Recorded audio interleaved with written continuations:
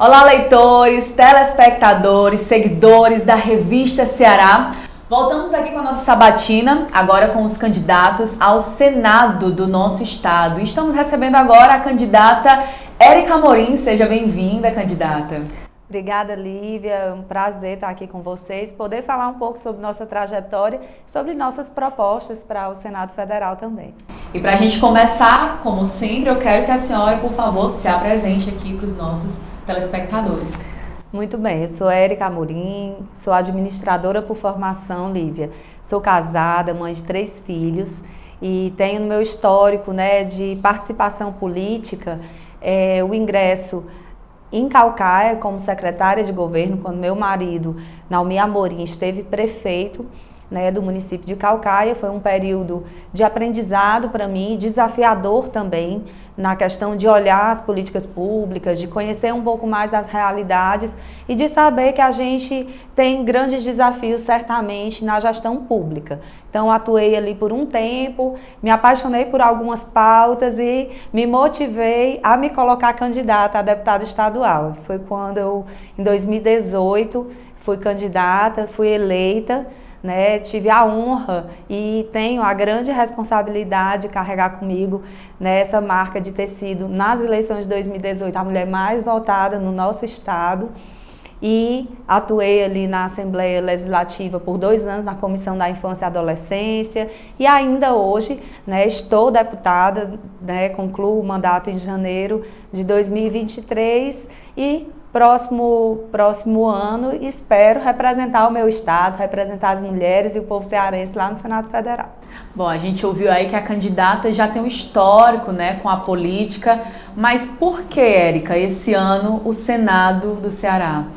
Esse convite, Lívia, me chegou após uma condição entre a coligação dos partidos da majoritária, da chapa Roberto Cláudio e Domingos Filho, terem tido impedimento do nome do então candidato Amarílio Macedo, que era do PSDB. Havia uma condição sob júdice e houve o julgamento pela neutralidade do partido e Amarílio não pôde estar mais candidato. E foi aí que apontaram o meu nome, que eu recebi com grande honra, primeiro, por ser mulher, por ser uma mulher que milita por mais mulheres na política, por entender que esse espaço precisa sim de maior representação. Ele ainda é muito masculino, ele ainda não reflete democraticamente o eleitorado. Nós já somos mais de 53% do eleitorado, então, e também por ser uma pauta minha, Desde a minha ida para a Assembleia Legislativa, eu militava por mais mulheres, de que as mulheres fossem mais participativas, de que a gente constrói todos os dias benefícios para a sociedade, com o nosso olhar, a gente contribui em várias esferas. E por que não na política? Então, se faltam mulheres, nós precisamos avançar, nós precisamos colocar a nossa voz e levar essa contribuição lá para esses espaços. E foi aí que eu aceitei aí essa grande missão. E estou... É um gigante desafio, especialmente por pleitear, representar ou substituir o grande homem público, que é o senador Tasso Gereissati, que é quem está concluindo o mandato nesse ano e é quem vai ter a sua vaga ocupada por um dos candidatos. Eu desejo ser essa mulher a estar lá substituindo e trabalhando, honrando muito o povo cearense. Pois é, candidata, nos últimos anos a gente tem pouco ouvido falar aí sobre os trabalhos, os feitos dos nossos atuais senadores, dentro das suas gestões. A gente não escuta tanto falar. E eu quero saber da senhora, dentro da sua atuação, caso eleita senadora aqui do nosso estado, como a senhora procura atuar e buscar esse conjunto aí, em conjunto com a imprensa local, divulgar o seu trabalho dentro do Senado? Olha, Lívia, é importante demais essa pergunta, porque é algo que eu costumo pontuar muito. É que, primeiro, os mandatos precisam ser mais participativos.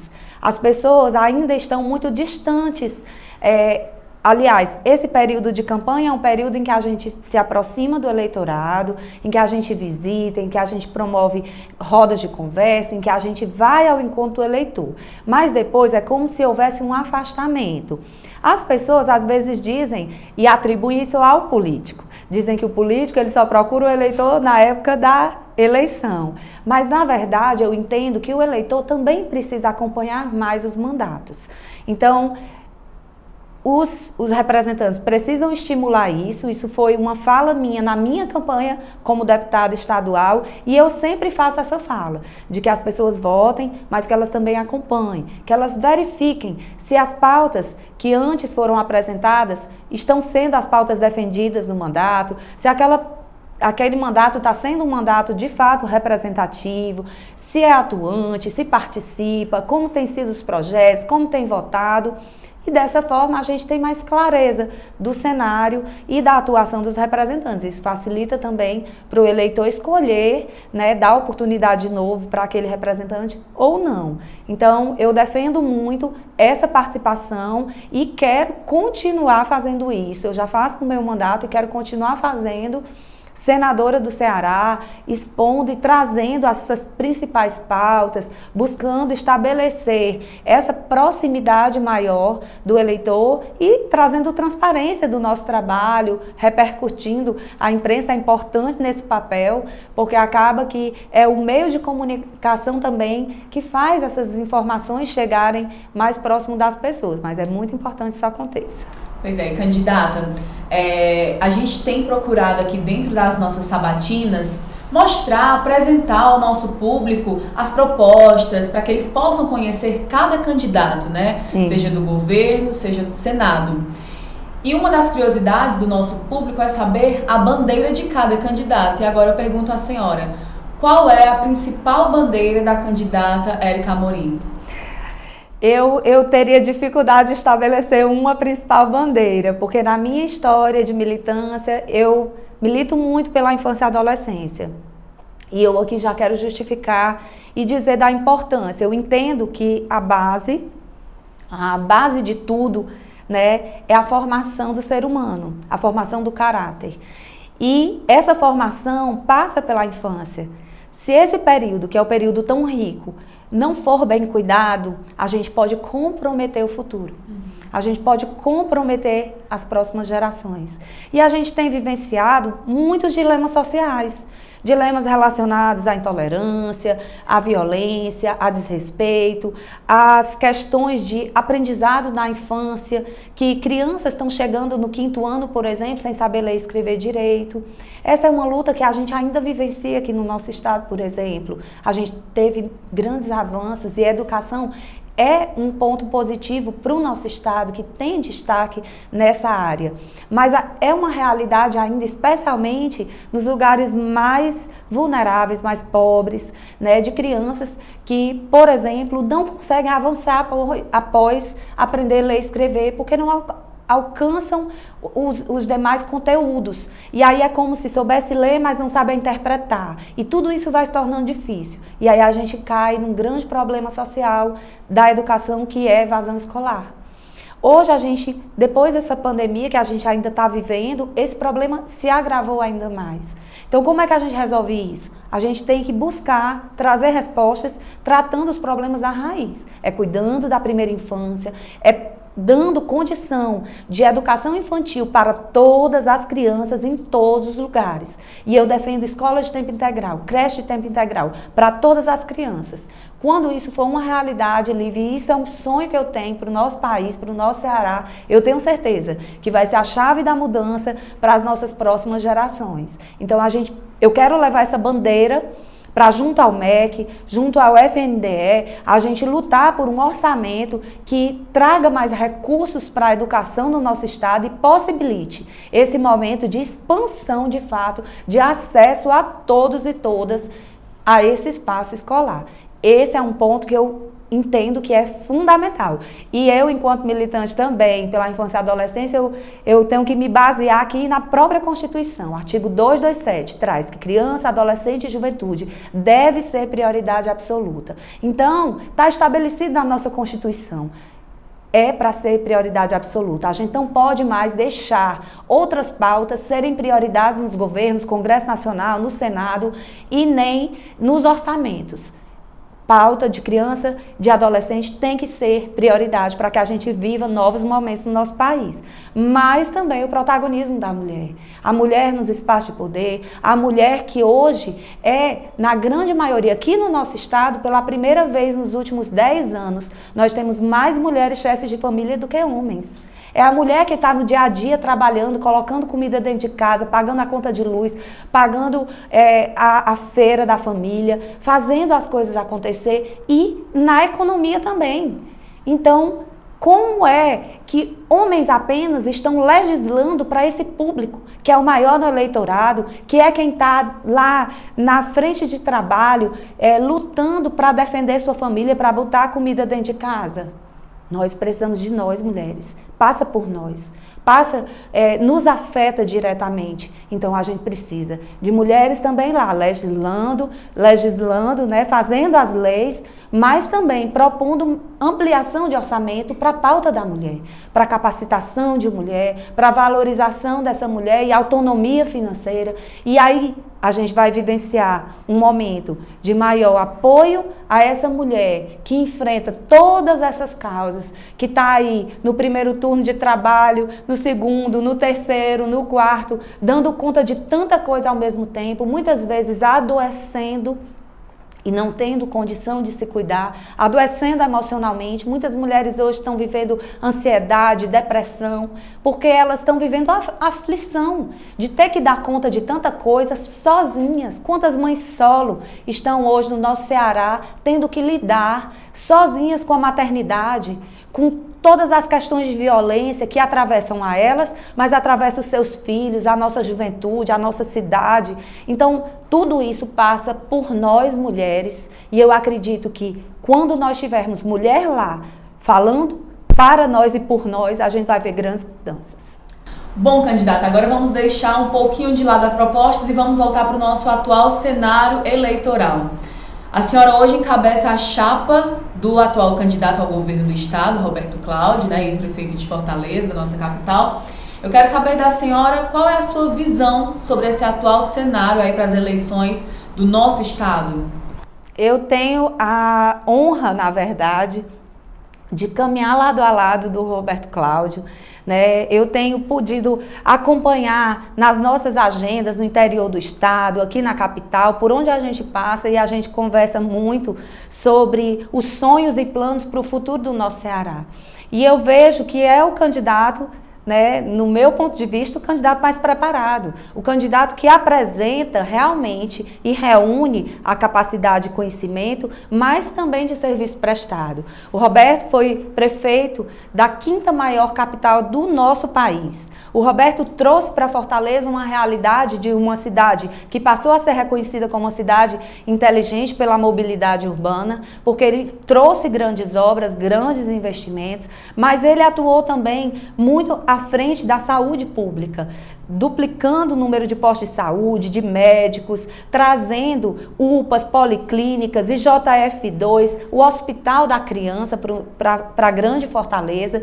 E hoje, quando a gente fala, por exemplo, de qualidade de serviço público, o governo do estado aqui tem centralizado e a prefeitura os maiores centros de atendimento e da medicina. Todo mundo quer vir ser atendido e quer se tratar aqui com a qualidade que a capital de Fortaleza oferta. É essa gestão, é esse conhecimento, é esse cuidado que precisa ser levado para fora daqui, que tem que sair de dentro desse ambiente da capital e região metropolitana e tem que chegar à vida do homem lá do campo, do homem que mora e está a 200, 300, 400, 500 quilômetros de distância e que é um sofrimento para essa pessoa ter que se deslocar para chegar aqui e ter esse atendimento, ter a sua prevenção ou ter diagnóstico do seu problema de saúde. Então, eu entendo que Roberto Cláudio reúne essas qualidades, tirou Fortaleza dos índices entre os 184 municípios, quando ele assumiu a prefeitura, Fortaleza estava da educação entre os piores índices e ele conseguiu elevar, foi quem trouxe as primeiras escolas de tempo integral para o nosso estado, foi na capital, em Fortaleza, foi pioneiro nas Areninhas, um programa que não só traz a característica do esporte, da juventude, do lazer para a comunidade, mas traz também, trabalha a ocupação dos espaços públicos, uma requalificação desses espaços e trabalha a questão da segurança também. Então, eu entendo que ele é o candidato mais preparado e por isso eu tenho uma honra muito grande de estar lado a lado, caminhando e acreditando que a gente tem sim muito para construir pelo nosso estado. E continuando no assunto aí, Roberto Cláudio, né, a gente quer saber, na verdade, o público quer saber qual a sua avaliação da candidata sobre essa quebra da aliança entre Roberto Cláudio, Sarto, Camilo e Ciro. Na verdade, não foi Roberto quem teve essa atitude de rompimento, né? Roberto, ele, no ano passado ainda, o PDT, que é o partido ao qual ele faz parte, o partido decidiu lançar 4 pré-candidatos. E esses 4 pré-candidatos tiveram a oportunidade de percorrer o estado do Ceará, de visitar as lideranças, prefeitos e fazer o fortalecimento do seu nome junto às bases eleitorais e de partido também. Isso foi feito. Roberto Cláudio se movimentou por todo o estado do Ceará, visitando, percebendo como estava o anseio de cada um e fortalecendo o nome dele. Nós vimos outros candidatos, Evandro Leitão, que era um pré-candidato também, fez essa movimentação, porém, eu, como parlamentar, não senti, nunca vi a movimentação da atual governadora Isolda com relação ao desejo de ela ser a candidata à reeleição, embora o nome dela também fosse um dos nomes apresentados como pré-candidatos. Em um determinado momento a gente viu tudo acontecer, o PT foi quem puxou esse trabalho pró-Isolda e fez isso por ela. Mas não foi uma atitude, a meu ver, que partiu da própria governadora. E o partido decidiu de forma democrática, nas prévias, através da convenção. E o nome do Roberto Cláudio foi escolhido. Quem decidiu se afastar do cenário e romper com o grupo político e não aceitou a decisão do partido foi o grupo do PT. E não o Roberto Cláudio. Roberto Cláudio, ele está na disputa por escolha do partido de forma democrática. Foram 55 que o escolheram, né, e que deram maioria entre 29 que votaram no nome da Isolda.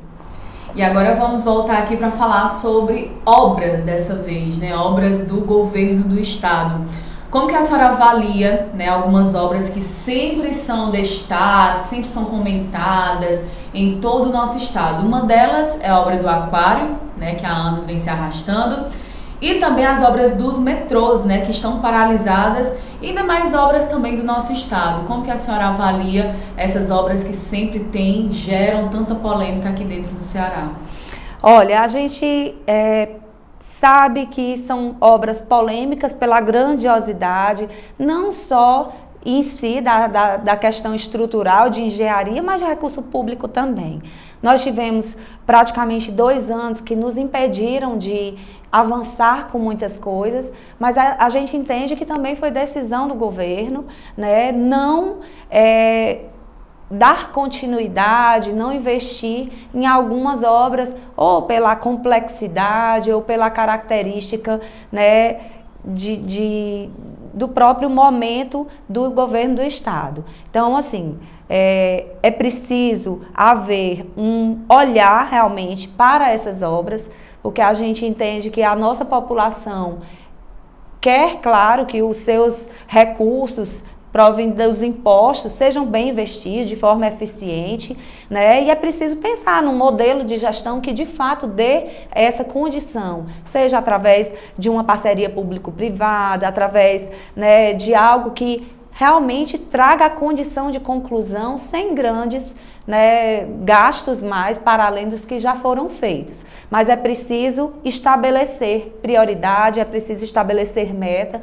Eu acredito que o Roberto Cláudio foi um prefeito também que foi dos principais governos a trazerem essa metodologia do planejamento para além dos 4 anos de gestão, olhando para um horizonte de 10 anos, 20 anos. A gente precisa pensar a gestão de uma cidade e especialmente de um governo com um olhar para além daquele período curto em que ele vai estar, estabelecendo ali metas, objetivos com clareza de desenvolvimento, e isso precisa incluir também essas obras que hoje estão paradas, né, e que precisam a população ter uma resposta quanto ao que vai ser feito e como serão concluídas, e claro, ter uma atenção maior com eficiência, mas também respeitando, claro, as questões de recurso público.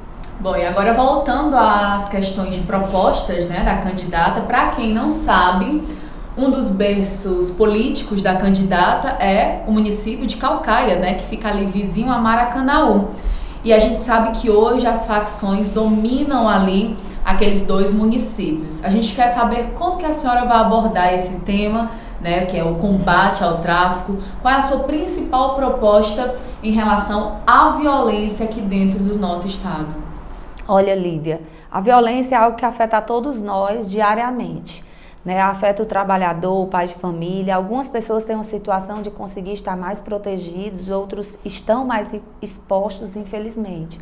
Mas eu entendo que esse enfrentamento ele só pode acontecer se for pactuado entre União, Estado e municípios. A gente percebe, por exemplo, o governo do estado há muitos anos buscando esse enfrentamento, mas não tendo a resposta exatamente tão efetiva quanto a gente espera ver acontecer. Então a gente precisa e deseja atuar no Senado Federal buscando fortalecer a Polícia Federal. É uma polícia importante que precisa ter uma atuação maior nas fronteiras do nosso país e também do nosso estado.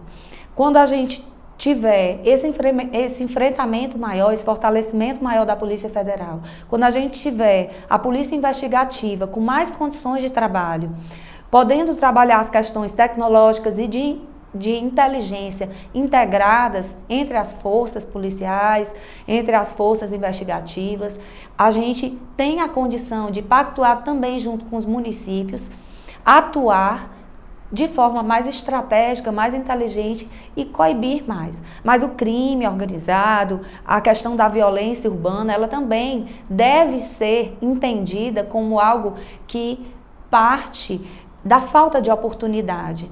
Nós temos hoje jovens que estão sendo cooptados pelo crime, que estão indo para a criminalidade porque eles não têm oportunidade. É como se eles se vissem sem saída. E ali é o que está mais próximo deles. A gente precisa trazer para a nossa juventude, né, para esses adolescentes. Eu, por exemplo, trabalhei muito e trabalho as pautas contra o trabalho infantil.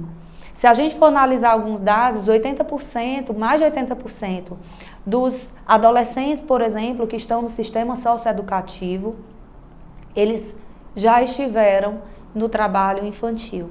Eles estavam nas ruas, mais de 90% deles estava sem estudar há mais de 6 meses. É a questão da evasão escolar. São problemas que acabam cooperando para que outros problemas sociais... Exatamente, para que outros problemas sociais cheguem. Então, a gente precisa ter essa clareza. Por isso que é tão importante a Escola Tempo Integral, programas que façam essa assistência desde a base, que deem essa condição, que estruturem as comunidades, mas também as famílias para esse enfrentamento. E aí, à medida que a polícia se estrutura e pactua trabalhos mais efetivos, né, com maior inteligência, do outro lado, o poder público atua também no apoio desse menino, dessa menina, traz para ele a condição de esporte, de lazer, de cultura, traz para ele um projeto de vida e condições de fato dele acreditar que ele tem sim saída em outros caminhos. E sobre o privilégio político, como é que a senhora avalia? O que é que a senhora acha sobre essa questão do privilégio político? A senhora quer partir para o enfrentamento ou não em relação a esse assunto? Olha, eu não sei se eu compreendo muito essa questão do privilégio político. Muita gente pode dizer assim, a Érica está na política, por exemplo, que o esposo colocou, né? Ou porque fulano... E aí tem muito, Lívia, existe muito essa fala, né? Do padrinho político, do privilégio político. Eu entendo que as composições políticas, elas acontecem naturalmente, né? Seja para uma mulher, seja para um homem. A maioria... né, das vezes e na história política, a gente vê o quê? Homem apoiando o homem, não é isso? E quando é uma mulher, na verdade, muitas podem até ser colocadas como, como se fosse um pouco machista, no meu ponto de vista, né, fazer essa leitura, ela tá ali só porque o marido dela colocou. Isso diminui um pouco a capacidade da mulher de fazer, de percorrer e de construir esse próprio caminho. Mas eu acredito que a partir do momento que a mulher abraça a causa, de que ela vai, faz um mandato efetivo, participativo, aí sim, ela se torna protagonista e ela ganha o seu espaço. Eu acredito que, embora em algum momento alguém tenha dito assim, a Érica do Naumi, a esposa do Naumi, hoje as pessoas me conhecem como a deputada Érica Amorim, que tem uma história, que tem um trabalho, que tem uma militância, que tem serviço prestado. E é isso que a gente precisa, né? A gente precisa romper com paradigmas, com tabus, romper com alguns rótulos, né, que colocam, e a gente precisa mostrar que a gente está nisso para contribuir, porque a gente tem valor, porque a gente quer agregar e porque a gente tendo a oportunidade, a gente faz diferença sim. E aí a gente tem que só ir lá e mostrar isso. Inclusive a senhora falou aí sobre o tema mulher, né? E uma das perguntas que nós recebemos aqui é que a senhora tem uma extensa luta da defesa da mulher e é autora de uma lei também, né, sobre o tema aqui no Ceará. E eu quero saber como surgiu a ideia da proposta e como a senhora pretende levar essa pauta até o Congresso. Dentro da minha trajetória ali na Assembleia Legislativa, eu trouxe algumas leis direcionadas para a questão da mulher, para a questão da equidade salarial, porque infelizmente ainda no mercado de trabalho as mulheres ganham em média 40% menos do que os homens, então eu acho isso injusto e vou lutar para que isso não aconteça mais, mas também hoje é lei no nosso estado, através de um projeto de nossa autoria, a prioridade no atendimento das mulheres vítimas de violência nas redes de saúde pública ou privada. Por quê? Porque eu entendo que as mulheres, elas sofrem a violência, mas elas não se sentem ainda protegidas ou incentivadas, confiantes de ir lá, de fazer a denúncia. É como se elas não confiassem nesse sistema, dessa rede de proteção. E muitas vezes elas suportam e vão muitas vezes para uma unidade de atendimento e é como se as pessoas fizessem vista grossa. As pessoas sabem o que aconteceu, mas não é feito um encaminhamento a partir daquele momento, ou aquela mulher não é acolhida de forma a dizer, vem cá, você sabe que você tem direito a uma medida protetiva? Você sabe que 90% das mulheres que não pedem medida protetiva são as que estão aí vítimas do feminicídio?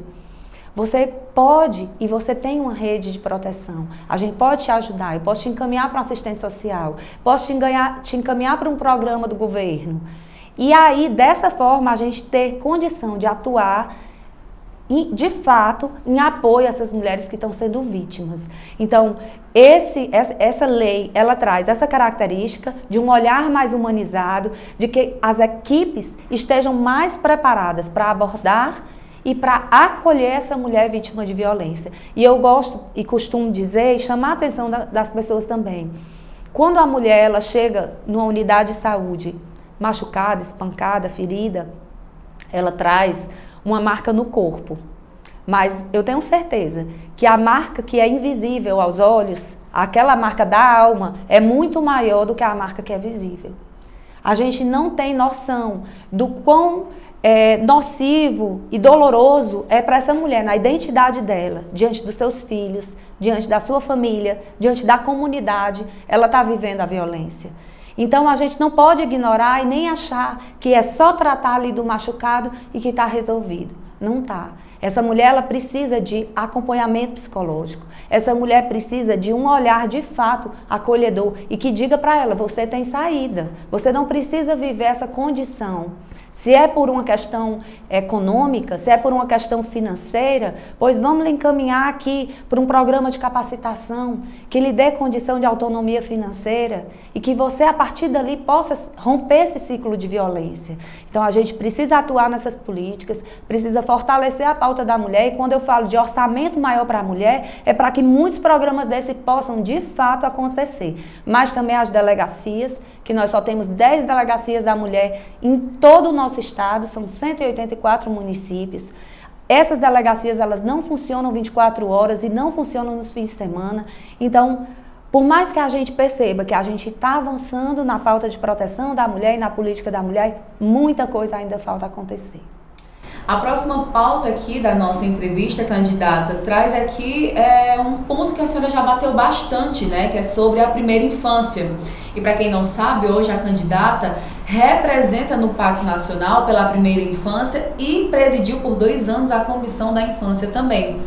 A gente quer saber aqui se a senhora continua tendo, né, essa pauta com a sua atenção, a gente já viu que tem, mas eu quero que a senhora fale agora um pouco aí sobre essa sua carreira dentro da Primeira Infância.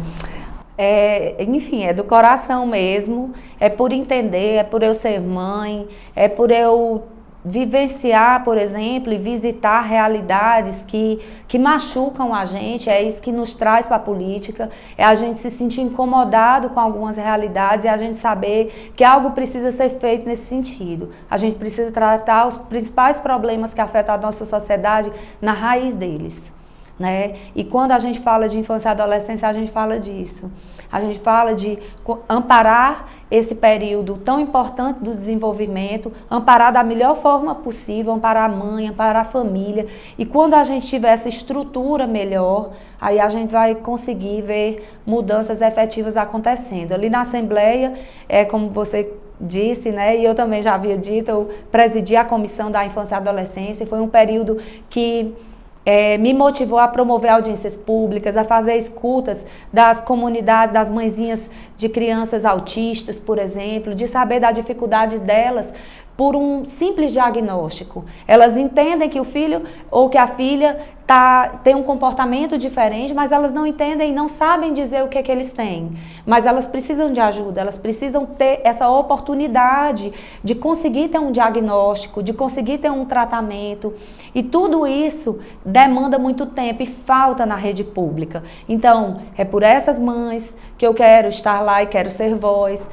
Eu recebi e promovi a audiência pública também pelas famílias, por exemplo, das crianças raras, né? E hoje é uma dificuldade muito grande, primeiro, porque nós vivenciamos os planos de saúde negando os tratamentos, porque geralmente são tratamentos mais caros, mais complexos, negando as terapias. A terapia ABA para as crianças com TEA, com transtorno do espectro autista, é uma terapia, por exemplo, que não fazia parte do rol exemplificativo e que aí foi pauta, inclusive foi polêmica, e lá na Assembleia eu fiz audiência pública sobre isso também, sobre a questão do rol taxativo.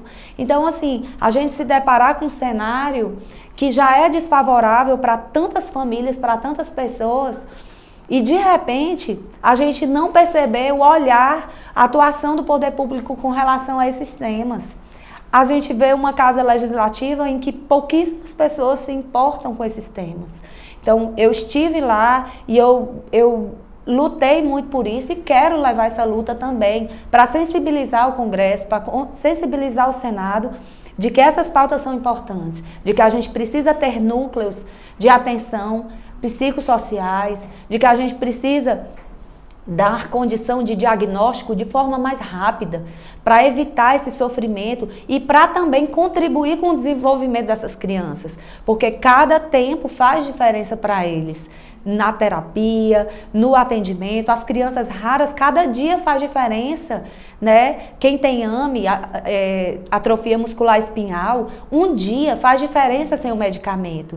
E detalhe, quando as mãezinhas conseguem, as duras penas, na justiça, muitas vezes brigando, o medicamento que é caríssimo, falta a fisioterapia.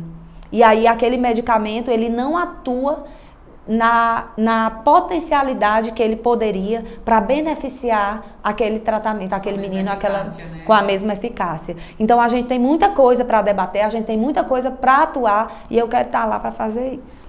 Inclusive, pode ir? Inclusive, candidata, essa é a nossa próxima pauta, falar sobre o rol taxativo. A senhora já falou muito do seu trabalho atuante ao lado das famílias, ouvindo as histórias, conhecendo cada um e a importância desse tratamento precoce, né? E como um dia, uma semana ali é importante para aquelas famílias de tratamento. Como que a Érica, senadora, né, já atuando no Senado, pode então atuar ao lado das agências, né, que estão lá na parte de regulação? Olha, Lívia, é importante demais a gente ter esse cuidado. E eu, enquanto deputada, promovi a audiência pública porque foi algo que me trouxe mesmo revolta, sabe? Enquanto cidadã, né, que entende que lá em Brasília, lá, né, existem agências que devem proteger o consumidor, que devem fiscalizar quem está prestando algum serviço à sociedade, mas com a principal intenção de proteger o consumidor e o cidadão, que muitas vezes essas agências estão atuando em favor dos grandes empreendimentos, das grandes empresas, das grandes concessionárias.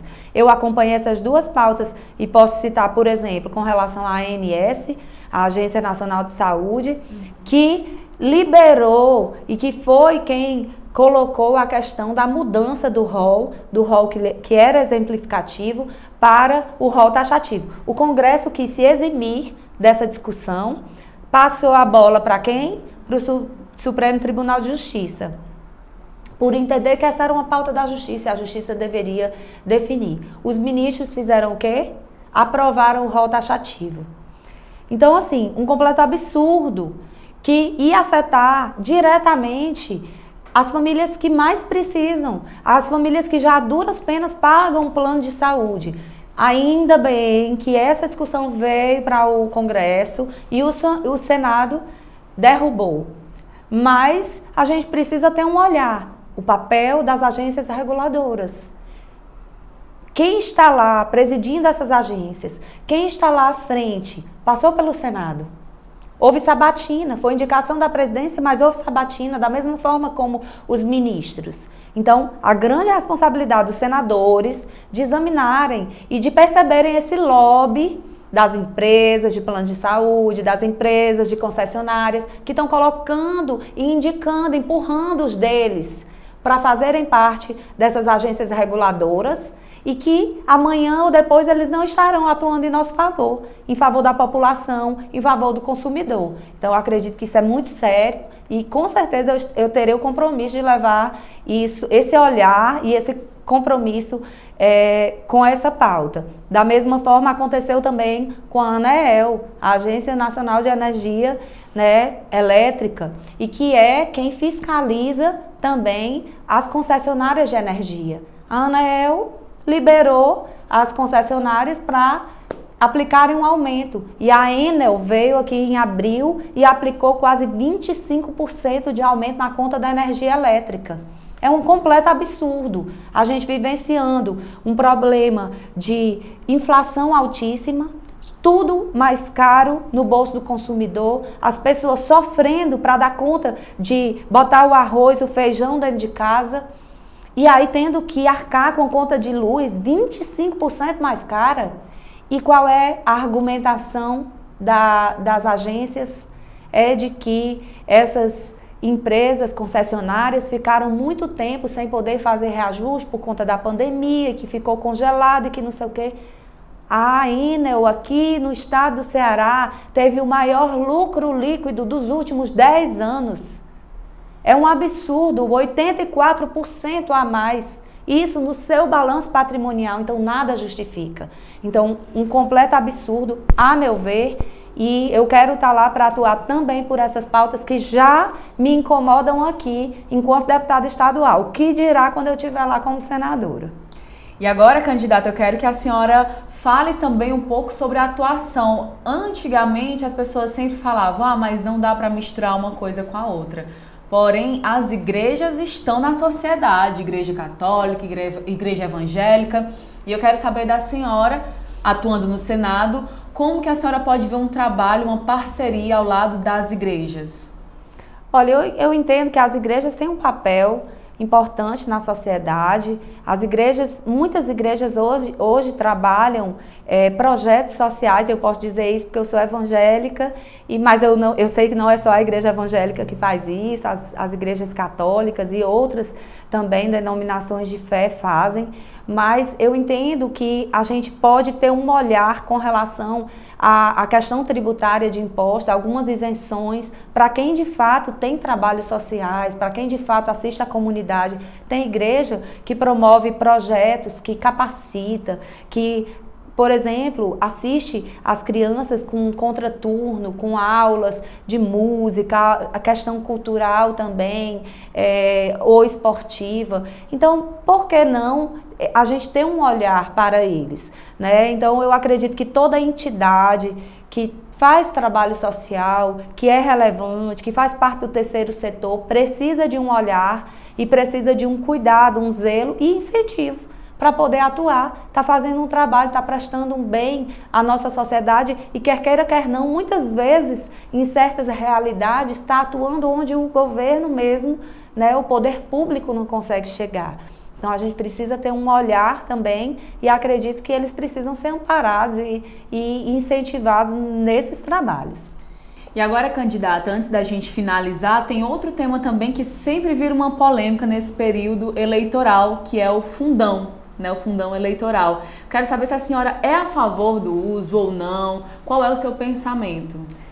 Olha, é um tanto quanto delicado, complexo, né? A gente verifica, por exemplo, um fundo eleitoral que é do número de bilhões de reais, né? A gente sente o peso dessa expressão, mas de que forma as campanhas acontecem? Elas podem acontecer sem recursos? De que forma a gente pode dar a condição dos partidos fazerem e estimularem a democracia e estimularem a participação de todos os cidadãos através das campanhas? Eles vão precisar de recursos. Hoje existe uma legislação que, por exemplo, não permite doação de empresas e a gente sabe que não é da nossa cultura ainda a doação cidadã, né, o apoio. Algumas candidaturas se mobilizam mais nesse sentido e outras não. Eu confesso que eu acho um número alto demais, né? Eu acredito que a gente deve trabalhar para que a gente tenha um cenário político onde a gente consiga ter expressões menores de valores gastos em campanhas políticas, né? Eu entendo que isso se faz necessário para estimular a participação. Por exemplo, nós mulheres temos cota e é importante que nós tenhamos, porque se a gente não tivesse, provavelmente nós não estaríamos nem conseguindo participar nesse percentual de 30%. Mas eu confesso que acho um valor alto e eu acredito que é preciso ser revisto, né, esse modelo aí de campanha política com esses valores tão altos.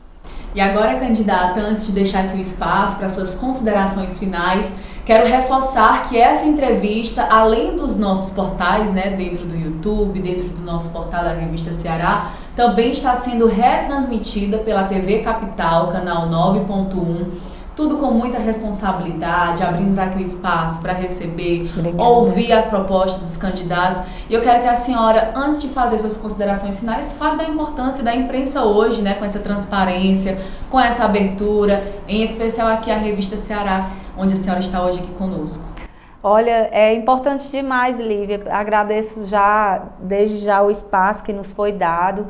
Quanto mais acesso a gente tiver à informação, é um espaço que traz a possibilidade de a gente trabalhar a clareza das ideias, de a gente trazer as nossas propostas, mas também é através da imprensa, através, né, das grandes mídias e dos jornais, blogs e tantos veículos hoje de comunicação que a gente tem a dispor, que o cidadão pode avaliar melhor, ter conhecimento da veracidade das informações. Isso é imprescindível. imprescindível. Eu também sou autora da lei de combate às fake news aqui no nosso estado, por exemplo.